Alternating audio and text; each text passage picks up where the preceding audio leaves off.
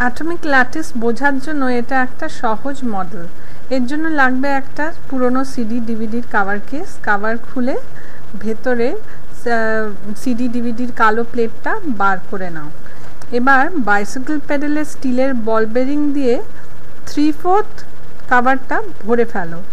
তারপর ঢাকা বন্ধ করে চারদিকে স্টিকি টেপ লাগানোর ব্যবস্থা করো। এই একদিকে লাগালে স্টিকি টেপ, এবার অন্যদিকে লাগাও। এটা করার উদ্দেশ্য হচ্ছে যে বলগুলো যাতে পড়ে না যায়।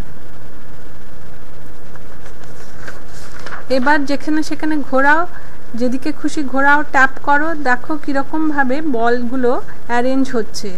ঠিক এইরকমভাবেই ল্যাটিসে বল অ্যাটমগুলো অ্যারেঞ্জ হয়। দেখতে পাবে যে অনেক জায়গায় গ্যাপ রয়ে গেছে, অনেক জায়গায় ক্লোজলি প্যাকড হচ্ছে। তো এর থেকে খুব ভালো আন্দাজ পাওয়া যাবে যে অ্যাটমিক ল্যাটিসের প্যাকিং কীরকমভাবে হয়।